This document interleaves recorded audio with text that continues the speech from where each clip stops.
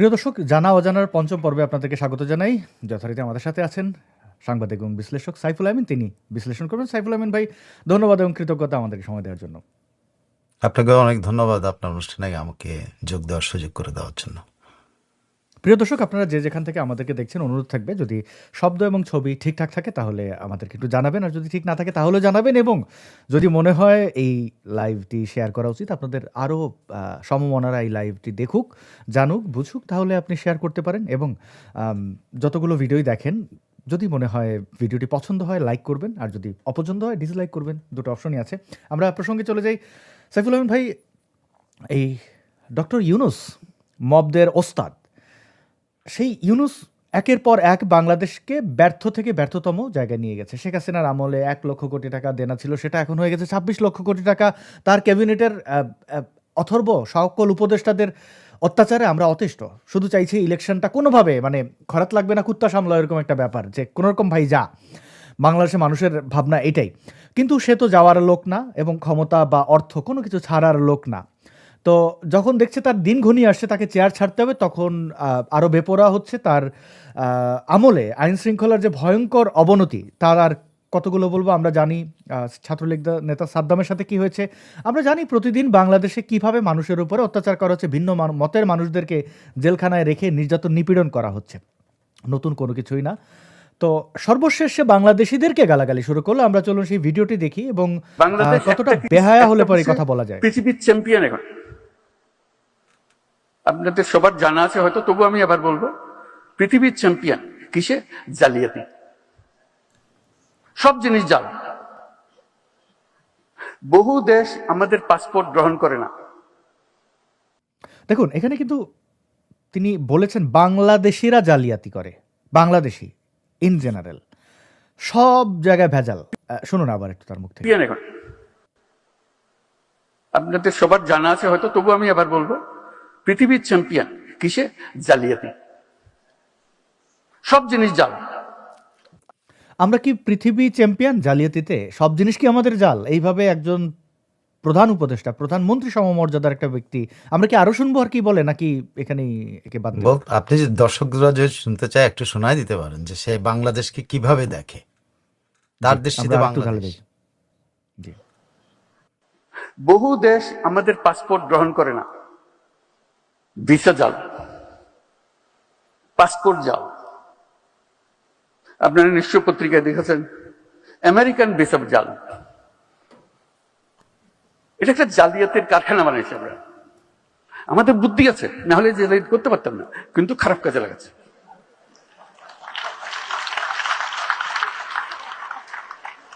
যে জালিয়াতি করতে জানে তার কাছে অনেক ক্রিয়েটিভিটি। আমি মধ্যপ্রাচ্যের একটা রাষ্ট্রের মন্ত্রীর সঙ্গে আলাপ করছিলাম। তারা বহুদিন ধরে আমাদেরকে প্রবেশাধিকার দিচ্ছেন। বাংলাদেশি কোনো মানুষ, শ্রমিক বলে কথা না, কোনো মানুষকে প্রবেশাধিকার দেবে না। এমনকি আমি যে তাদেরকে বোঝানোর চেষ্টা করার জন্য সর্বনিম্ন, আমাদের যে মেরিনার, যারা জাহাজ চালায় দুনিয়াতে, should be proud of them. They are leading the industry. যে তারা জাহাজ চালায় দুনিয়ার, তারা এক বন্দর থেকে আরেক বন্দর। সেই উপলক্ষে তাদেরকে ওই দেশের বন্দরে যখন জাহাজ আছে তখন কয়েকদিনের জন্য তারা ছুটি পায়, শহরে গিয়ে একটা ঘোরাফেরা করে আসা যাওয়া করতে পারে, জাহাজ ছেড়ে স্থলে আসতে পারে। ওই দেশে তারা আমাদের বাংলাদেশি নাগরিক হলে তাকে নামতে দেওয়া হয় না। আমি শুধু মিনতি জানালাম যে বেচারা জাহাজে জাহাজে ঘুরে, অন্তত তাদের জন্য একটা পারমিশন দাও। বলছে আমাদের নিয়ম তো সবার জন্য প্রযোজ্য, আমরা কি করি? তুমি আমার আবেদনটা গ্রহণ করো, শুধু তাদের জন্য দাও, আর যদি মনে করো সবার জন্য পরে উন্মুক্ত করো। তো কয়েক মাস পরে শুনলাম যে তারা মেরিনারদের পারমিশন দিয়েছে। আচ্ছা, এর সামনে যারা, এগুলো কি সবকটা অথর্ব?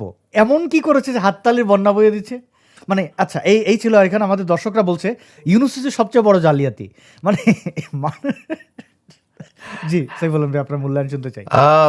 তালি দিচ্ছে দিয়েই শুরু করি। এখানে মনে হয় জালিয়াতদের সমাবেশে বক্তৃতা দিচ্ছে, সুতরাং তো জালিয়াতরা তো তাকে তাদের সেরা জালিয়াতদের সমাবেশে বসে। এখন যদি কুকুরের সমাবেশে সিংহ যায় বা ইয়ে করে, বা কুকুর, বড় কুকুর যায় বক্তৃতা দেয়, কুকুররা তো তালি মারবেই, এটি তো স্বাভাবিক, তাই না?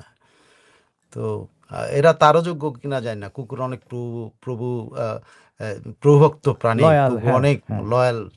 এরা এরা তার চেয়েতেও বেশি লয়াল আর কি, মানে এরা এর চাইতেও বেশি গেছে চাটুকার। যাই হোক, ইউনুস যে পুরো জাতিটাকে জালিয়াত বলছে, এটার কারণ আছে, বুঝছেন?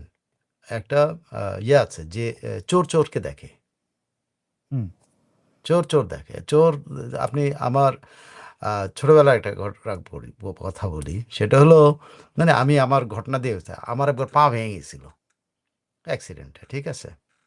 তো আমার ওই 3 সপ্তাহ পর পর যে ড্রেসিং করাতে হতো না, হ্যাঁ, হুম। এটা কেটে আবার ড্রেসিং করানো। তা আমার বাবা আমাকে নিয়ে যেত, আমি অন্য কোনো বাহনে উঠানো সম্ভব ছিল না, সো আমাকে এমন একটা বাহনে উঠাইতো যাতে যেন আমি পাটা সোজা রাখতে পারি। তো আমি ওই বাহনে করে, মনে হতো যে পৃথিবীর সবচেয়ে অসহায় মানুষ, একটা এমন একটা বাহন, না বাহনটার নাম বলতেছি না, ওই বাহনে মানুষ ওঠে না, সেই বাহনে করে আমার নিয়ে যেত। তা আসা যাওয়ার পথে আমি সারাক্ষণ কিন্তু ঠ্যাং ভাঙা লোক দেখতাম। তো আমি আবার বলতাম যে, আব্বা এত মানুষের ঠ্যাং ভাঙা? তা আব্বা বলতো, না না, তুই তো পঙ্গু হাসপাতালে দিয়ে যাচ্ছ, ওইদিকে তো সব ঠ্যাঙ্গা ভাঙারাই যায়। হুম, হুম। আচ্ছা। তো আমি কিন্তু, তো এই লোকটা জালিয়াত ছাড়া তো কাউকে চিনে না সে, কারণ সে নিজে জালিয়াত। সে জালিয়াত দেখে, সারাক্ষণ জালিয়াতিটা দেখে, সারাক্ষণ তার সামনে জালিয়াত। সারা জীবন ভর জালিয়াতি করেছে, তার জীবনের শুরুতে জালিয়াতি করেছে, 12 বছর বয়সে জালিয়াতি করছে। লেটার, হ্যাঁ। শুকতারা নামে একটা ম্যাগাজিনে তা কম্পিটিশন হইতো আর কি, চিঠিপত্রের কম্পিটিশন হইতো। সেখানে ওই কলকাতা বেস তারা আহ, যে সেরা আহ, হইতো, তাদের 2-3 জনকে 5 জনকে পুরস্কার দিত, ঠিক আছে? তো ইউনুস সাহেব এই 5 জন পুরস্কারের নাম তো ঘোষণা করে। সে কি করছে, সে তার পুরস্কার পায় নাই। তো সে জালিয়াতিটা তার সে কেমনে করছে, এটা কিন্তু তার, মানে তার নিজস্ব বইতে লেখা, ব্যাংকার অফ দি হুম, পুয়ারে লেখা। সেই শুকতারার কম্পিটিশনের যে 5 জনের থেকে একজনের নাম সিলেক্ট করছে।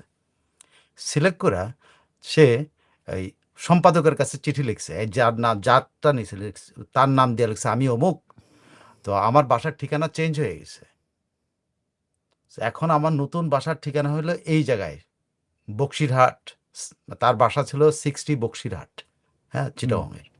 তো সে ঠিকানা দিয়া, সে এখানেও কিন্তু জালিয়াতি আছে, সেটা বলছি, পাঠাইছে। তো শুক্তারা প্রত্যেক সময় তারা ভাই ভাই, যে যে কয়টা ভাই বোন, সব ভাই বোন কিন্তু সে একা না। তো বুঝেন, পুরো ফ্যামিলি কিন্তু এইটাই, সে নিজে তার নিজের লেখা। জালিয়াতি।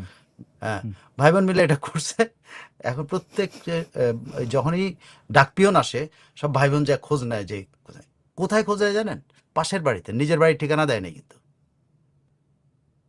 তার পাশে 60, তার বাসার নাম্বার হলো 60 বক্সিরহাট, সেটা বাদ দিয়ে সে পাশের বাড়ির ঠিকানা দিছে। সেই বাড়িতে আসলে আগে থেকে যায় পিয়নের কাছ থেকে ওই ম্যাগাজিন মেরে দিত। আপনি বোঝেন দেব বাটপার কে, ফুল ফ্যামিলি বাটপার। সে ছোটবেলা থেকে বাটপারি করে। আমি আপনি বই চুরি করছি, এটা সত্য কথা, করি নাই, করছি তো, এর বন্ধুর বই চুরি করে দিছে, বা লাইব্রেরিতে বই চুরি করে দিছে। কিন্তু আমরা এরকম বাটপারির কথা কোনোদিন মাথায় আসছে বলেন তো? এই সেই বাটপার, যে বাটপার আমেরিকা থেকে এসে, তার কয়েকশো ডলার ছিল, সে দেখলো ওই ডলারগুলিতে তার বাচ্চা দেয় না। তার তার গ্রামীণ ব্যাংকের খোঁজ জানেন? এই যে এই ইয়ের কি বলে, ক্ষুদ্র ঋণের জনক জনক বলে যে, এটা মাথা থেকে হুম। কোথা থেকে আসছে জানেন? তার ওই কয়েকশো ডলার ছিল, তার এটা বাচ্চা দেয় না, ডলার তো কাগজ। তো তার মাথায় বুদ্ধি আসছে যে আশেপাশে চিটাগং ইউনিভার্সিটির ওই যেটা ওই যে কি গ্রাম, জোবরা গ্রামের জবরগ্রাম। গরিব মানুষ আছে, মহিলা বুড়ো বুড়ি যারা আছে, যেগুলো কাজ কাম করে, এদেরকে টাকা দিলে তো এরা তো টাকা না দিয়ে ফেরত দেবে না, টাকা মার যাবে না। সেই গরিব মানুষগুলোকে তার এই ডলার ভাঙায় ইয়া দিচ্ছে, এবং সেখানে সে সুদ খাইত। That's is starting. আর অথচ আমরা এটাকে কত বড় করে দেখি, আহা ক্ষুদ্র ঋণের জনক। ক্ষুদ্র ঋণ পৃথিবীতে আসছে আদ্যিকাল থেকে। সে তার মতো করে তার দেশে কাজের বুয়াদেরকে দিয়ে সে টাকা কামাই করতো। আপনি এই লোকটাকে বলে, এই লোকটা আমাদেরকে বলে জালিয়াত, বলুন তো? আমি আর কি বলবো? আর অন্য জালিয়াতিতে বললাম না, তার জীবনের 2টা জালিয়াতের কথা আমি বললাম। এবং কত বড় সাহস বাংলাদেশিদেরকে ইন জেনারেল জালিয়াতি বলছে এবং তার সামনে নির্বোধগুলো হাততালি দিচ্ছে। আমরা আরেকটু শুনি কি বলে, মানে বাটপার দ্য গ্রেট, এবং সে হাততালির জন্য বসে থাকে, একটা কথা বলার পরে তাকায় দিকে, হাততালি দাও, ট্রাম্পের এরকম মতো। ভাব। হ্যাঁ, একটু খেয়াল করবেন। ট্রাম্প তো যাক অনেক সময় মানে ট্রাম্পকে দেখলে বোঝা যায় যে ও একটা বদ এবং ভেতরে বাইরে কিছু না রেখে কথা বলে ফেলে। এ তো হচ্ছে যে কথা বলে আর চিন্তা করে যে কোনো একটা ফাঁস করে দিলাম না তো, ভুল বললাম না তো, কেমনে প্যাচ লাগানো, তাকাবেন শুধু চিবায় চিবায় মানে মানুষের রক্ত চুষে খাওয়া। আমি শুনেছি ছোটবেলায় যে এ রক্ত চোষা, এইটারে দেখলে একদম পুরো পাই যে কিভাবে মানুষের রক্ত চুষে নিয়েছে। মানে সুদখোর তো সুদখোর, এমন নিষ্ঠুর সুদখোর বাংলাদেশে তো আর অন্য কোনো প্রতিষ্ঠান নাই গ্রামীণ ব্যাংকের ধারে কাছেও। একটা দুটো দেশ না, লম্বা লিস্টে যাদের দেশে আমাদের প্রবেশাধিকার নাই। ওই মন্ত্রী যার সঙ্গে আমি মেরিনা নিয়ে আলাপ করলাম, সে বললো যে দেখেন আপনি বন্ধু মানুষ, আপনাকে পুরো জিনিসটা আমি বোঝাবো। আমি বোঝাবো বলতে আমি নিজে গেছি, এই যখন তারা আসে দেখার জন্য যে বাংলাদেশিরা রিজেক্টেড হয়ে যাচ্ছে কেন, তো নানা জনের কাগজপত্র দেখালো, শিক্ষার সার্টিফিকেট ভুল, জালিয়াত। বলছে একজন মহিলা, সে আসছে এখানে ডাক্তার হয়ে, তার ভিসা হলো ডাক্তারের ভিসা। আমি দেখে বুঝলাম ডাক্তার হবার তার কোনো ক্ষমতা নাই, তার চেহারায় বলে না ডাক্তারের কিছু আছে। তা আমি জিজ্ঞেস করলাম আপনি কোন মেডিকেল থেকে পাশ করেছেন, তখন কাগজপত্র গাইতে আর জন্য বের করে দিল মেডিকেল সার্টিফিকেট। তো স্টাফরা বলে স্যার এটা জাল, এটা ভুয়া, বাকি সমস্ত সার্টিফিকেট তার জাল।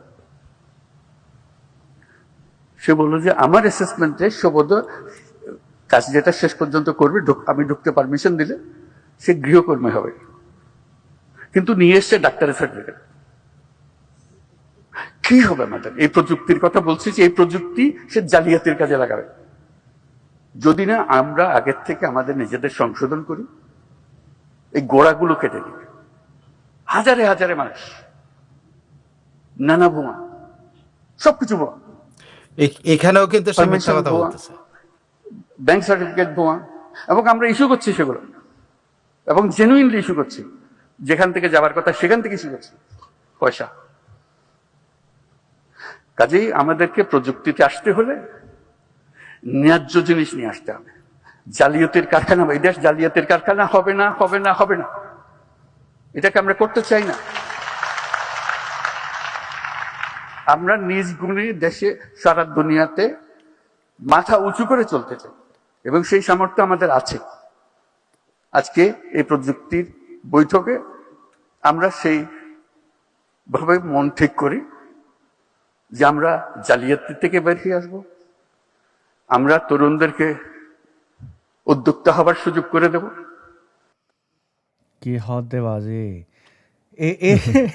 আচ্ছা, এই যে একের পর এখানেও এক সে মিথ্যা মিথ্যা কথা কথা বলে গেল। বলছে। যে কি সৌদি কি আরবে জানেন, আমি গৃহকর্মীর জন্য যা মানে মেডিকেল সার্টিফিকেট সেগুলো কালেক্ট করাও তো একটা কঠিন, মানে আমি দুইটা এটা কি জায়গায় কেউ আপনাকে বলি, সেটা হলো কি দেখেন, তিনি যে ডাহা মিথ্যা কথা বলছেন, এটা হলো প্রমাণ হলো যে একজন মন্ত্রীর খায়া দেয়া কাম নাই, সে বাংলাদেশ থেকে কে গেছে, হ্যাঁ, ডাক্তার হুম, হিসেবে গেছে, তার সাথে দেখা করছে, অথবা তার সাথে যেখানে বাংলাদেশিদেরকে ঢুকতেই দেয় না, সেই মন্ত্রী নাকি ওই গৃহকর্মীর সাথে কথা বলছে, ওই ডাক্তারের সাথে কথা বলছে।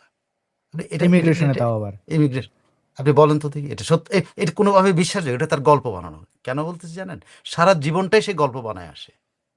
আপনার আরেকটা আরেকটা এই ঘটনা দিয়ে আরো একটা কথা বলি, সেটা হলো যে যদি এই ভদ্র মহিলা এই সার্টিফিকেটগুলো নিয়ে গেছেন তো, তাই না? যারা ভিসা হুম। দিছে তারা কি করছে? তারাও তো জালিয়াত। যে দেশ ভিসা দিয়েছে তারাও তো জালিয়াত। যে তারা এই জাল ইয়েগুলো দেখে দিছে, সে লোকগুলি জালিয়াত না, শুধু বাংলাদেশি। যে দেশে গেছে তারা কি ইনভলভ না এখানে? তাদের মানে ওইখানে যে এমবাসি কাজ ইনভলভ করবে গৃহকর্মীর, তাহলে ডক্টরের সার্টিফিকেটের দরকার কেন পড়েছে? না। এটা হলো ঘটনাটা সে এর আগে একবার বর্ণনা করছে। সেই মিথ্যা কথা বলে বলে সে বারবার ঘুরে ফিরে মিথ্যা কথাটা বলতে পারে না ঠিক মতো। মিথ্যা কথা বলে তো ভুলে যায়। ধরা সে এর আগে বলছে ওই দেশে গৃহকর্মী হিসাবে নেওয়ার জন্য কি বলে এই কোনো ছিল না, ভিসা নাই। ওই যে আদম ব্যাপারী কোম্পানি, তার কাছে ভিসা আছে ডাক্তারের। সে কিন্তু তখন কিন্তু এই কথা বলছে আদম ব্যাপারী কোম্পানির কাছে ভিসা ছিল ডাক্তারের। এখন হুম। গৃহকর্মীর তো ভিসা নাই, সো গৃহকর্মীরা ডাক্তার বানায় পাঠায় দিছে। এটা হলো সে আগে বলছে, এখন বলতেছে আরেকটা। কিন্তু আরবের বুঝ নিয়ম তো আপনি তো গেলে ওখানে যদি আপনি ডক্টর হিসেবে যাবেন, আপনাকে ওইখানেই কাজ করতে হবে। আপনাকে তো গৃহকর্মী হিসেবে নেবে না কেউ, অন্য কেউ। না, না, না, না, না, আমি আবার বলি, গৃহকর্মী হিসেবে তারা নেয় নাই তো, তারা ডাক্তার হিসেবে নিছে। বুঝে দেখেন, ওই যে হ্যাঁ, ভিসার আমি লট বুঝলাম। আসে তো না, ডাক্তার ভিসার হিসেবে লটের ওইখানে মধ্যে, যাওয়ার পরে সে ভিসার তো আর লটের প্র্যাকটিস মধ্যে, করবে না। না, মানে ভিসার তাকে তো লটের ওখান থেকে মধ্যে, পাঠিয়ে দেবে। না, সেটা না। এটা তো পুরো ঘটনাটাই মিথ্যা কথা। তার নাহলে এটা তো পাঠায় দিছে, নিশ্চয়ই পাঠায় দিছে। কিন্তু এটা মিথ্যা কথা যে এটা একটা ঘটনা বানিয়েছে। কিন্তু ঘটনাটা কি? ঘটনাটা হলো আদম ব্যাপারী এই কারবারটা করেছে, যে তার কাছে আছে ডাক্তারের ভিসা। সো একজন মহিলার সে ডাক্তারের সার্টিফিকেট, তার এখানে যত জমাটমা আছে ওগুলা দিয়ে ওই মহিলার দিয়ে সে পাঠায় দিছে। এখন এই পাঠানোর প্রক্রিয়ার মধ্যে আদম ব্যাপারী বাংলাদেশের এডুকেশন মিনিস্ট্রি, বাংলাদেশের ফরেন মিনিস্ট্রি, বাংলাদেশের হোম মিনিস্ট্রি, সব জায়গাতে এই সার্টিফিকেটগুলো কিন্তু ইয়ে হয়েছে, সিলস হুম, আপ পড়েছে। তো সিরিয়াস হওয়ার পরে সেটা কিন্তু এমবিসিতে গেছে। এমবিসি আবার এটা হুম, চেক করছে। চেক করে ওই প্রতিষ্ঠানের কাছে পাঠাচ্ছে। যে প্রতিষ্ঠান তাদের রিক্রুট করছে তারা কিন্তু আবার দেখতেছে যে তারা কাকে আনতেছে, ডাক্তার আনতেছে। তারা দেখছে না? সো হুম। এটা টোটাল গল্পটা হলো ভুয়া একটা গল্প। আমি তো এটাই বুঝলাম এটাই ভাই। মানে আদম ব্যাপারীরা খেয়ে কাজ নাই। দুনিয়ার সব সার্টিফিকেট কালেক্ট করবে একজন গৃহ এটা হলো সে পরিচারিকাকে আগে ওখানে বলছে, এই পাঠানোর জন্যই জন্য। বললাম। হ্যাঁ, এইটা হলো সে আগে বলছে, এখন আবার এটা বলতেছে। সো এটা যে সে গল্প দেয়, সে খুব গল্পবাজ, কিন্তু তার গল্পের ইয়েটা বলি আপনি। সে বিদেশীদের কাছে এত প্রিয় কেন জানেন? হুম। বিদেশি ডিগনিটারিদের কাছে। ধরেন হিলারি বাংলাদেশ নিয়ে ক্লিনটন। বদনাম করে। হ্যাঁ, না, এর চাইতে বড় জিনিস আছে তার। হিলারি ক্লিনটন, রানী সোফিয়া আবার কিন্তু তার মায়ের নামে, এই জন্য সে কিন্তু রানী সোফিয়ার সাথে তার বেশি খাতির ছিল। স্পেনের রানী সোফিয়া, তার মার নাম সোফিয়া। হুম। সো মায়ের নাম সোফিয়া, রানীর নাম সোফিয়া, রানীর রাজার মানে রানীর পুত্রের মতো করে আর কি দেখার এরকম। কিন্তু ঘটনাটা অন্য জায়গায়, সে অন্য জায়গায় বাট করে দেয়। গ্রামীণের সর্বত্র আপনি জিজ্ঞেস করে দেখতে পারেন। মানে গ্রামীণ তার যে ইয়েগুলো আছে, গ্রামীণের মানে গ্রামীণ ব্যাংকের অন্যান্য প্রতিষ্ঠানের যা আছে, সেখানে দেখবেন যে কোনো ডিগনিটারি আসলে নর্মাল নিয়ম কি, আপনি বিদেশ থেকে যখন একজন যায়, আপনি সাধারণত তার জন্য একজন ইন্টারপ্রেটার রাখবেন। কারণ হিলারি ক্লিনটন তো বাংলা ভাষা বুঝবে না। হিলারি ক্লিনটন তো হুম। বুঝতে পারবে না যে যে যে নারী গরু পালতেছে তার ভাষা তো বুঝবে না। তাহলে তার জন্য না। একজন ইন্টারপ্রেটার লাগবে না? He never appoints interpreter, never. সে কি করে? নিজে ইন্টারপ্রেটার থাকে অল হিজ লাইফ। আমি তার সাক্ষী হিসেবে বলছি। অল হিজ লাইফ মানে আমি মসলা যখনই মাখায় তাকে তারপরে বলে। মশলা মাখানো মানে কি? সে ধরেন ওই মহিলারা বলতেছে, "আহা আপনি দেখতে তো আপা এত সুন্দর সাদা সুন্দরী।" আর সে বলতেছে, আ মহিলারা বলছে, "তুমি কি আমাদের এখান থেকে ১ গ্লাস দুধ খাবা? কাঁচা দুধ খাবা?" Just simply. এখন ওই যে মানে হিলারি কোনটা পছন্দ করবে সেটা কিন্তু সে বানায় বলে। মহিলারা তো ভাই একটা সাধারণ মানুষ। সে বলতেছে, আরে বাপরে বাপ! কি আমি আমি যে অনেক মানে অনেক অ্যাসাইনমেন্ট আমাকে পাঠানো হইতো। আমি দেখছি সে নিজে ইন্টারপ্রেট করে মিথ্যা কথাগুলি বলে তাদের কাছ থেকে ঘনিষ্ঠ হয়। এগুলো তার সবচেয়ে দেওয়ার। কোনো জি, ইন্টারপ্রেটার রাখবে না। প্রাতিষ্ঠানিক কোনো ইন্টারপ্রেটার থাকে না কিন্তু এই লোকটির। সো সে জি। যা বলে বুঝছেন? পুরোটাই হলো। যদি আমাদের এখানে দর্শক আপনাদের কারোর বাটপাড়ির ট্রেনিং লাগে, বেশি বেশি ইউনুসের বক্তব্য দেখতে পারেন। আর যদি কেউ আদম ব্যাপারী থেকে থাকেন তাহলে একটু জানাবেন যে আপনি কি কাউকে সৌদি আরবে পাঠাবেন এত কষ্ট করে, এত সার্টিফিকেট, তাও আবার জাল, এবং সেই লোকটাকে ওইখান থেকে পাঠিয়ে দেবে। আদম ব্যাপারীর কি ঘাস খায়? তারা জানে না যে এটা ইমিগ্রেশনে যখন দেখবে ডক্টর না পাঠিয়ে দেবে। আর আমার মনে হয় বাংলাদেশে যাদের মস্তিষ্ক ব্যবহৃত হয় আর কি, মানে দেখতে শুনতে মানুষ হলে হবে না, ব্যবহার করে, মোটামুটি বিদ্যা টিদ্যা আছে, ২ এ ২ এ ৪ হয়, এই হিসাবটা করতে পারেন। তারা কিন্তু জানেন যে ডক্টর ইউনুস কত বড় জালিয়াতি।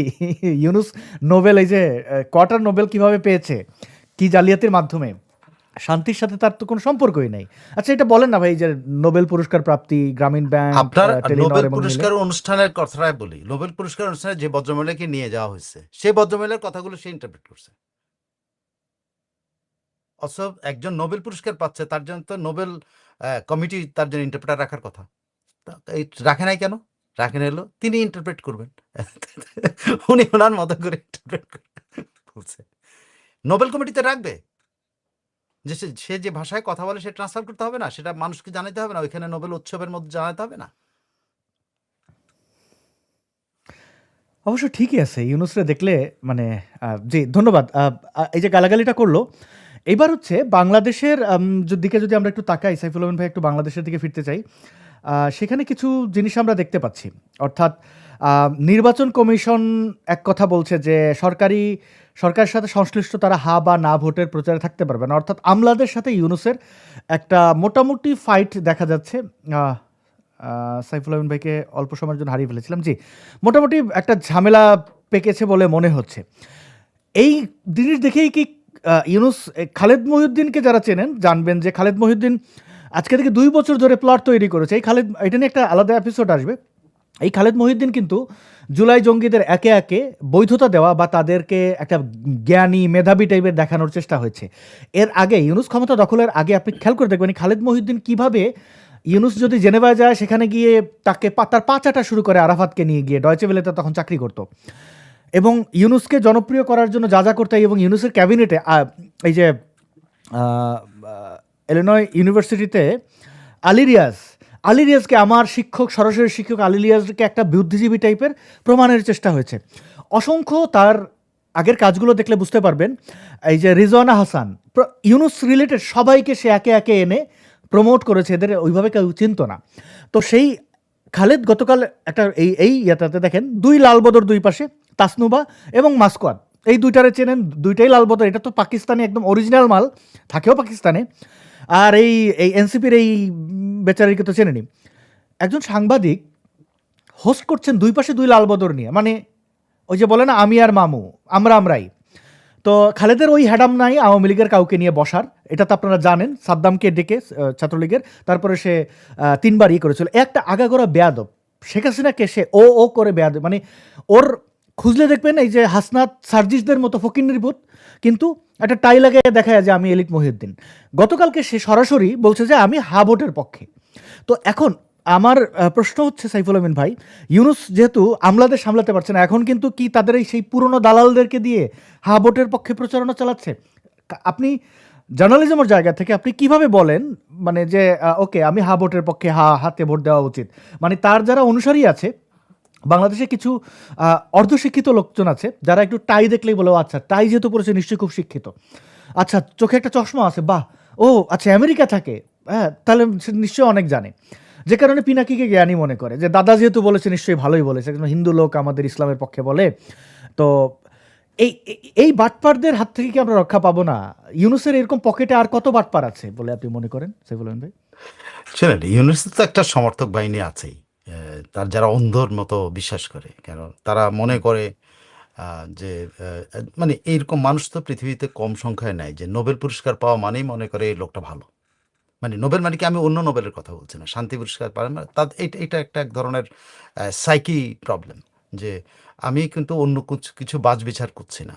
এখন সে ধরেন এই ভেনিজুয়েলার মাচাদো, যে মাচাদো পুরস্কার পাওয়ার পর সে পুরস্কার তার দেশে হামলা করার জন্য আরেকজন প্রেসিডেন্টকে দান করে। সো কিন্তু তারপরেও দেখবেন যে মাচাদোর একটা অন্ধ মানে সাইকি একটা সাপোর্টার বাহিনী আছে, কারণ তারা মনে করে যে এরকম আপনি যার কথা বললেন, আমার ধারণা আর কি, সে ইউনূস তাকে নিয়ে জেলে দিলেও কিন্তু সেই ইউনূসের পক্ষে থাকবে। সো আপনি ওর কাছ থেকে তো এটাই আসে, ও জেলে দিলেও কিন্তু ওই পক্ষে থাকবে, কিছু করার নাই এটা। আর শেখ হাসিনা তাকে মধু দিয়ে দিলেও সে এটাকে মধু না মনে করে বিষ মনে করবে।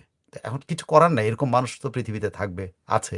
সো ওর অবস্থানটা হলো এরকম, তারা শেখ হাসিনা মধু দিলেও কিন্তু সে খাবে না, কিন্তু ইউনূস বিষ দিয়ে দিলে খা ফেলবে। এদের কাছ থেকে আপনি সাংবাদিকতা, ওরাই সাংবাদিকতার নিয়মকানুন বলবে, এটাও আবার দেখবেন যে ওরাই সাংবাদিকতার নিয়মকানুন বলবে, ওরাই সাংবাদিকতা শেখানোর চেষ্টা করবে, ওরাই সব কিছু করবে, কিন্তু নিজেরাই সাংবাদিকতার সকল নীতিমালা ভাঙবে। তাদের কেউ কিছু বলার না, আপনি কিছু বলবেন আপনার বিরুদ্ধে বট বাহিনী লাগাই দেবে। কারণ আপনি অনেক শক্তিশালী মানুষ, আপনার বিরুদ্ধে বট বাহিনী লাগায় কাজ হবে না, কিন্তু আমাদের বিরুদ্ধে লাগাইলে তো আমরা শেষ। ভাই জি, ইতিহাসে এদের জায়গা কোথা হবে আমরা দেখব। আমরা সবকিছু সে মনে করে, মানে এরা মনে করে এরাই চালাক। এবার একটা আওয়ামী লীগে ফিরে, শেখ হাসিনা কি বার্তা দিচ্ছেন? এখানে একটা মিম দেখতে পাচ্ছেন যে আওয়ামী লীগ বসে বসে বিড়ি টানছে আর দেখছে, আর এই মাঠের মধ্যে দেখেন বিএনপি, জামাত, শিবির, ইসলামিক দল, র্যাব, পুলিশ, বিজিবি এরা মারামারি করতেছে আর কি। খেলা চলতেছে ধুমায়, আপনি দেখতেছেন যে বিভিন্ন জায়গায় জামাত ভার্সেস বিএনপি, ইসলামিক আন্দোলন বা চরমনাই ভার্সেস বাম, এইগুলো চলছে আর কি। আমরা ধীরে ধীরে এগুলো জানবো। শেখ হাসিনার বার্তাটা যদি আমাদেরকে একটু বলতেন সাইফুল আমিন ভাই, কি বলছেন তিনি তার নেতাকর্মীদের কি এই নির্বাচন কেন্দ্রে কি পরামর্শ দিয়েছেন বা নির্দেশনা? প্রথমত হলো উনি ২ টা জিনিস আছে লেটেস্ট। সেটা একটা হলো যে উনি এপির কাছে অ্যাসোসিয়েটেড প্রেস যেটা, তার কাছে একটা উনার বিবৃতি পাঠিয়েছেন। সেই বিবৃতিতে তিনি বোঝানোর চেষ্টা করেছেন, আমার ধারণা একটা ইন্টারন্যাশনাল অডিয়েন্সকেও বোঝানোর চেষ্টা করছেন যে এই নির্বাচনটা যদি আওয়ামী লীগকে বাদ দিয়ে হয়, তাহলে দেশের এই নির্বাচনের ইম্প্যাক্টটা কী হইতে পারে। তিনি বলছেন যে কোনো পক্ষকে বর্জন করে নির্বাচন করা মানে একটা দীর্ঘমেয়াদী বিরোধ বা বিভেদ বজায় রাখা, দীর্ঘমেয়াদী। তিনি বলছেন যে একপক্ষীয় একটা নির্বাচন যদি হয় এবং সেখানে যদি অল্প মানুষের ভোটে যদি হয়, সেই সরকার দুর্বল হবে, ইন নেচার দুর্বল হবে, এবং সেই দুর্বলতা সে কাটায় উঠতে পারবে না, সে চালাতে পারবে না দেশ। এরকম বিভিন্ন যুক্তি দিয়েছেন এবং তিনি সুন্দর যুক্তি একটা কথা বলেছেন, সেটা হলো যে একটা পথ আছে যে বাংলাদেশকে করে, সেটা হলো উনি একটা ইঙ্গিত দিয়েছেন যে নির্বাচনটা যদি ইনক্লুসিভ করতে হয়, দরকার হলে মানে এক ধরনের সবাই মিলে যে সমঝোতার যে পরিবেশটা, সেই সমঝোতার পরিবেশটার জন্য উনি কিন্তু ছাড় দিতেও রাজি আছেন। এটা কিন্তু ওনার কথার মধ্যে আছে। কী ধরনের ছাড় সেটা উনি অনেক মিষ্টি ভাষায় বিএনপির কথা বলেছেন, বিএনপি সম্পর্কে বলছেন। মানে এখানে ওনার মধ্যে, এই বিবৃতির মধ্যে আপনি কোনো কিছু পাবেন না যেখানে আপনি বলতে পারবেন যে তিনি অ্যাগ্রেসিভ ওয়েতে তার দলকে আহ্বান জানিয়েছেন করার না। এটা দুটো মেসেজ তার দলের প্রতি এবং কি বলে ইন্টারন্যাশনাল অডিয়েন্সের প্রতি, যে তার দল এই নির্বাচনে অংশ নেবে না। সো অংশ না নেওয়া মানে না নেওয়া। তারা কোনো মারামারিতেও থাকবে না, কাটাকাটিতেও থাকবে না, ভোট কেন্দ্রে যাবে না। উনি বলে দিয়েছেন ভোট কেন্দ্রে যাওয়া যাবে না, উনি ভোট কেন্দ্রে যেতে না করেছেন। এটা হলো একটা মেসেজ। আর ভোট কেন্দ্রে যদি না যায়, তাহলে ইন্টারন্যাশনাল কাছে যে আওয়ামী লীগ ভোট কেন্দ্রে, আওয়ামী লীগের কর্মীরা না, শুধু সমর্থকরাও যাবে না, সেই ইন্টারন্যাশনাল কমিউনিটি জানলো যে একটা পার্সেন্টেজ অফ ভোটার্স তারা কিন্তু ভোট দিতে যায়নি। একটা হলো শান্তি শৃঙ্খলা, অশান্তির সাথে নিজের নেতাকর্মীকে কিন্তু অশান্তি থেকে দূরে রাখার মেসেজ দিয়েছেন। সে ইন্টারন্যাশনাল কমিটিও দেখবে, সে মারামারি কাটাকাটি, যেটা একটা ভুল মেসেজ যাচ্ছিল যে তারা ভোট কেন্দ্র দখল করবে, অমুক করবে, তমুক করবে, এগুলা থেকে সে বিরত থাকার, মানে এগুলো না, যাওয়াই যাবে না ভোট কেন্দ্রে। সো যারা যাবেই না তারা তো মারামারি করতে পারবে না। এটার কারণও একটা, এর আগে ২ দিন আগে কিন্তু বিবৃতি দেওয়া হয়েছিল এবং স্বরাষ্ট্র মন্ত্রণালয় থেকে বলা হয়েছিল, এবং যে যা কিছু করবে আওয়ামী লীগের দায়। পররাষ্ট্র মন্ত্রণালয় থেকে জানাচ্ছে যা করবে আওয়ামী লীগের, যেহেতু আওয়ামী লীগ নির্বাচন নাই। মানে কি ভাষা, পররাষ্ট্র মন্ত্রণালয়ের ভাষা যদি শুনেন, সেগুলো আওয়ামী লীগ যেহেতু নির্বাচনে থাকবে না, বা আওয়ামী লীগকে যেহেতু নির্বাচনে রাখা হয় নাই, সেহেতু যাই হবে সব আওয়ামী লীগের দায়। এটা একটা ঢালাও। সেখান থেকেও কিন্তু উনি এই বিবৃতিটার মাধ্যমে ওনার পার্টিকে উনি করছেন, আলাদা করছেন, যে আমার পার্টি মারামারির মধ্যে নেই। আরেকটা যেটা ওনার একটা অডিও আসছে, যে অডিওতে উনি বলেছেন যে সেকেন্ড টার্ম বলে, সেই অডিওতে উনি কিন্তু অনেক কথা বলেছেন, কিন্তু এখানে যদি মেসেজ যদি বলেন, true message to his party এবং পার্টিম্যান বা পার্টির নেতাদের উদ্দেশ্যে, ওনার ল্যাঙ্গুয়েজটা যদি শুনেন তাহলে বুঝতে পারবেন যে উনি ব্যঙ্গ করেছেন চার নেতারা কথায় কথায় যে বলে মানে নেত্রী হুকুম দিলে আমরা এই করবো, নেত্রী হুকুম দিলে ওই করবো, নেত্রী হুকুম দিলে, এটা সম্পর্কে কথা বলতে গিয়ে উনি কিন্তু একটা সুন্দর ভাষায় এটাকে উদ্ধৃত করে কথা বলছেন।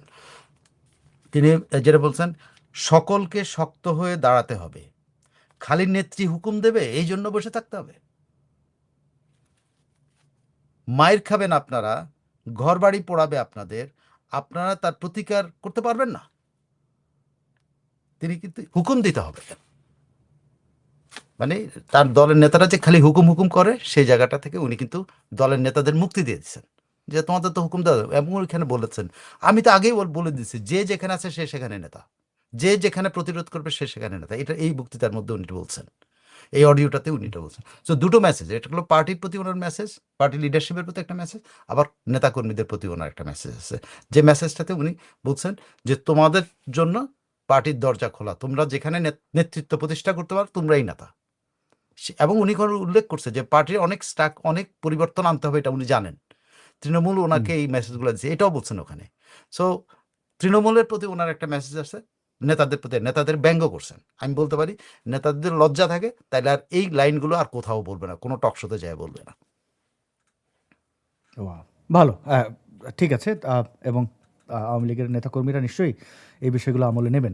আমরা এবার একটু শান্তির আর এক দূত, এই যে সাদা শকুন হিসেবে খ্যাত জামায়াতের আমির, তিনি বলছেন জামায়াতের কোনো নেতা কখনোই দেশ ছেড়ে যায়নি, যাবেও না। তাহলে গোলাম আজম? আর অন্যান্য রাজাকার তারা পাকিস্তানে জিয়াউর রহমান তাদের ফিরে আনলো। যাই হোক, পরের বিষয়টা দেখি। তারা বলেছে রাজনীতিতে তারা নারীকে দেখতে চায় না, কারণ এটা ইসলামে বাধা আছে, এবং তার দলের আমিরও কোনো নারী হতে পারবে না। এই নারী বিদ্বেষীরা আবার নারী জড়াইয়া ধরতে পারে। তো এই জড়াইয়া ধরা নারীকে যদি পরে ব্যাখ্যা দেয় যে না, সে তো আমার বোনের মতো, আমার মায়ের মতো, আমার মেয়ের মতো, তো সেই মায়ের মতো, বোনের মতো আহ, তারা কি রাষ্ট্র পরিচালনা করতে পারবে না? যে নারীরা এর মতো একটা একটা একটা বধ হলো, একটা সন্তান জন্ম দিয়ে দিয়েছে এই এই জামাতের আমিরের মতো, তো সেই নারী দেশ চালাইতে পারবে না, এটা তারা মনে করে। মানে একজন মা কতটা উদার হলে পরে এইরকম সন্তান যারা দেশ ও জাতির শত্রু, তাদেরকে জন্মের পরে নুন খাইয়ে মেরে না ফেলে বাঁচিয়ে রেখেছে। এতটা ত্যাক্তি দীক্ষা, চিন্তা করেন সাইফুল আমিন ভাই। তো এইরকম বদলোককেও যে মার জন্ম দিতে পারে, সেই মা দেশ চালাইতে পারবে না। এরা এরকম নারী বিদ্বেষী কেন, আপনি যদি একটু আমাদেরকে বলতেন ভাই। প্রথমত হলো যে নারী, এরা এরা যদি তাত্ত্বিকভাবে বিশ্লেষণ করে, এরা হলো জৈবিকভাবে নারীকে দেখে। নারীর হুম।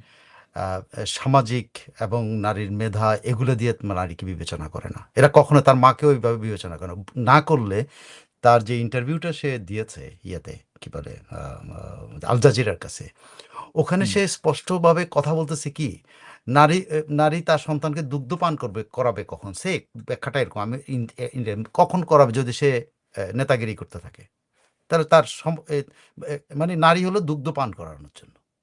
এবং ওখানে ব্যাখ্যা দিচ্ছে নারী এবং পুরুষের আল্লাহ ঠিক করে দিচ্ছেন কি কি দিয়ে, ফিজিক্যাল ইয়ে দিয়ে। একটা ফিজিক্যাল কি, নারী দুগ্ধপান করাবে সন্তানকে, পুরুষের তো পুরুষ অন্য কাজ করবে। তো সে এইভাবে জৈবিকভাবে দেখে, শারীরিকভাবে দেখে, নারীকে নারী হিসেবে না, মানুষ হিসেবে দেখে না। কিন্তু সে মানুষ হিসাবে মনে করে পুরুষই। এবং আপনার ধর্মে তো, আমাদের ধর্ম তো আল্লাহকেও পুরুষ ভাবা হয়। আল্লাহকে তো কখনো আমরা কি ভাবছি যে আপনি আমি, আমরা তো ইসলাম ধর্মে পয়েন্ট কি কখনো আমাদের কল্পনা আসছে আল্লাহ দেখতে নারীর মতো? আর পয়েন্ট কোন হুজুর আমাদেরকে কি এটা বুঝাইছেন কোনোদিন? ছোটবেলা থেকে সকল পড়ছি যেমন ধর্মেরই মোটামুটি ধর্মগুরু বা প্রধান ঈশ্বরকে পুরুষই ধরা হয় পুরুষতান্ত্রিক পুরুষের সমাজে, বা তো ধর্মগুলো তো পুরুষেরই লেখা। তো সে ওই হিসাবে সে নারীকে, সে আসলে তো মেইন মেইন কিছু মনে করে, সে মনে করে অঙ্গ প্রত্যঙ্গ, এবং বলছে তাকে কিভাবে তৈরি করা হয়েছে। সে পুরুষের হাড় থেকে তৈরি করা হয়েছে। সো সে তো হুম। পুরুষের একটা অংশ, পুরুষের কাজ করার জন্য সে তো নারীর নারী আল্লাহ সরাসরি তৈরি করে নাই। আল্লাহ যেমন আদমকে সরাসরি তৈরি করছে, নারীকে সরাসরি করেনি, পুরুষের হাড় থেকে তৈরি করছে। এখন এই যখন তাদের মনোভাব এগুলো যখন তারা, সে ধরুন ধর্মগতটা ঠিক, ধর্মগত এগুলো নাম বিশ্লেষণ করতে আমার কোনো আগ্রহ নাই। কিন্তু একটা কথা তো, আপনি যারা এই দৃষ্টিভঙ্গিতে দেখে, তাদের কাছে নারী কি? নারী একটা সাধারণ গাছের প্রশাখা মাত্র, সে গাছ না। অথচ হুম। আবার বলতেছে এই গাছ থেকে কিন্তু ফল পাড়বে, মানে নারী থেকেই তারা জন্মাবে, সেই নারী তাকে দুগ্ধপান করাবে, সবকিছু করাবে, বড়সড় করার পরে সে আর ওই গাছকে চিনে না। নারী চেনে কিন্তু না। আসলে এবং গাছ। যদি আপনি শারীরিকভাবেও দেখেন, নারী কিন্তু আসলে গাছ যদি বলেন, তিনিই আসলে আমাদেরকে পৃথিবীতে আনেন, সবকিছু খাওয়া দাওয়া করান, পড়ান, বড় হুম, হুম। করেন, তাই না? বাবা হ্যাঁ। দেখাশোনা করে, কিন্তু সেখানে সে গাছটাকে কিন্তু অস্বীকার করে। এখন এগুলো যদি তর্কে যায়, তখন ধর্ম অবমাননার কথা আসবে। আচ্ছা, এটা তো হজম করতে পারবো না, তখন কিল দেওয়া শুরু করবে আমারে, আমি তো কিছু করতে পারবো না। না, আপনি ঠিকই বলেছেন। আমরা একটা সিনেমা দেখেছি অ্যাভাটার, অনেকগুলো ইয়ে আছে এটার। অ্যাভাটারে একটা গাছ আছে আইওয়া ট্রি। তো এই আসলে নারী ওরকমই, মানে যে হ্যাঁ, আপনারা যারা এই ওইটাই তো। সিনেমাটা দেখেছেন জানবেন যে কেউ আহত হলে বা এটা এটা অনেকটা মানে প্রকৃতিকে দেখানো হয়েছে যে প্রকৃতি হচ্ছে মা, এবং সেই প্রকৃতি তার সন্তানকে রক্ষা করে। তো হুম। চুম্মা আমির বাচ্চাদের যৌন হয়রানি করে, নারীদেরকে জড়ায় ধরে, তখন তার ইসলামে সমস্যা হয় না। সে কেরুয়ান কোম্পানি মদ বানাবে, এটা তো ইসলামে হারাম, কিন্তু সেই সেই জিনিস তার খুব আরাম। আবার ইসলামে সুদ খাওয়া মানে মায়ের সাথে 40 বারের উপরে জেনা করা, মানে সঙ্গম করা, মাকে রেপ করা। তো সেই সুদখোর মহাজন ইউনুসকে তারা নেতা বানিয়ে, মানে ভাই কত কিছু দেখতে হয় সাইফুল আমিন ভাই, এবং তাদের বাচ্চা ভাই, কাচ্চাগুলোকে দেখেন। এই যে আপনি যে আমিরের কথা বললেন, সে আমিরের আমির যে বাংলাদেশে যাকে যাকে জিয়া রহমান ফেরত আনছিল, গোলাম আজম। গোলাম। হুম। গোলাম আজম, আমি গোলাম আজমকে দেখেছি মঞ্চের মধ্যে, খালেদা জিয়া চেয়ারের মধ্যে বসা, উনি একটা ছোট চেয়ারে ছিল, যেহেতু উনি বয়স্ক ওনার জন্য চেয়ার ছিল, উনি চেয়ার থেকে উঠে যায়, মানে পারলে এরকম করে মানে হাত জোড় করে খালেদা জিয়ার দৃষ্টি আকর্ষণ করতে আমি দেখেছি। যারা হুম। একজন নারীকে এই প্রধানমন্ত্রী মানতে পারে, তারা তাদের জামাতার আমির মানতে পারবে না। ভাই, মানে এটা এটা কোন ধরনের কথা? তারা তাকে সংসদ সদস্য করবে না। কিন্তু তারা প্রধানমন্ত্রী মানতে বাধ্য, তারা মেনেছে, শুধু মানে নাই, তাদের হুজুরের হুজুর যেটা আমিরে গোলামে আজম, তিনি তাকে দেখছি খালেদা জিয়ার সামনে জাস্ট জবুথবু হয়ে হাত জোড় করে, মানে হাত জোড় করে মাপ চাওয়া না, হাত জোড় করে তার দৃষ্টি আকর্ষণ করতে দেখছি আমি। এই ভিডিও আপনি হুম। খুঁজলে আপনি পেয়ে যাবেন। এটা যদি পান এরা এরকম আপনি একটু প্রচার করে দেন। জি, এটাই করে। এরা ভৃত্যের মতোই আচরণটা করে। আমাদের বিভিন্ন আঞ্চলিক বিভিন্ন ডায়ালগ আছে। যেমন নোয়াখালীতে একটা ইয়ে আছে যে, যে একটা চাকরি দিছে যে কত বেতন দেবে? যে আইনে যা দেন। তারপর দেখা গেল ওই প্রতিষ্ঠানই দখল। তো এই জামাত হচ্ছে এরকম যে আপনি তারে বলবেন, সে বলবে আমি অসহায়। আমি ইসলামের খেদমত করতে পারলেই আমার শান্তি। আমার আর কিছু লাগবে না। একটু চেয়ার পেয়ে গেলে এদের আসল চেহারা চলে আসে। খালেদা যেমন জিয়ার দেখেন পায়ের কাছে বসে থাকতো এইসব নেতারা, এই জি। সমস্ত তখন নেতার পায়ের তখন কাছে নারী বসে নেতৃত্ব থাকতো। খুব আরাম। তখন নারী নেতৃত্ব খুব আরাম। মানে এবং এর আগে কিন্তু এরা ফতোয়া দিয়েছে নারী নেতৃত্ব হারাম, আবার আরাম, আবার হারাম এই। এবং এদের বাচ্চা-কাচ্চা যেগুলো আছে, এই দেখেন স্বঘোষিত রাজাকারের বাচ্চা এই যে নাসির পাটোয়ারি। আচ্ছা এরা এদের শিবিরের কর্মী-টর্মীদেরই এরকম বাটপার হিসাবেই তৈরি করে। দেখেন ডিম ডিম এদের ডিম মেরেছে। কোন একটা কলেজে ঢুকতে গেছিল, কলেজের পোলাপান ডিম মেরেছে। এখন ডিম মারার পরে ডিমের আঘাতে মাথা ফেটে গেছে। আর মাথার ব্যান্ডেড দেখেন। আচ্ছা যারা একটু চিকিৎসা বিজ্ঞানের সাথে আছেন একটু বলেন, আপনার বা জামাতি-টামাতি কেউ থাকলে একটু চিন্তা করেন যে আপনাদের এই পোলাপানগুলোরে একটু পড়েন। মানে এইভাবে যদি কেউ ব্যান্ডেড দেয় গলায়, তাহলে তো গলায় ফাঁস লেগে মরে যাবে। এটা হলো মানে আমাদের নাটক দেশের করবি সাধারণ করবি। সাধারণ মানুষকে বোকা বানানোর মধ্যে, ওরা মনে করে সাধারণ মানুষ তো এটা বুঝে না। সাধারণ মানুষ কোনো কিছুই বুঝে না, কিন্তু সাধারণ মানুষ সবই বুঝে। কিন্তু ওরা সাধারণ মানুষকে বোকা মনে করে, যে জন্যই এরা এই ট্রল তৈরি করছে বা এইটা তৈরি করছে তারা। অবশ্য ওরা ওদের সাহস হচ্ছে কিভাবে? ওরা তো নিজেরাও মানে ওইভাবে মুসলিম কিনা জানি না তো ভাই। তো ওরা দেখেন অলওয়েজ কিন্তু ধর্ম বিক্রি করে। তো ধর্ম বিক্রি করতে তো মজা পেয়ে গেছে। যে মানুষ, দেশের মানুষ তো বোকা। এগুলো তো বোঝে না। এই যে বাটপারিগুলো করি এটা তো বোঝে না। ফলে ওরা এই আনন্দটা পেয়ে গেছে সাইফুল আমিন ভাই।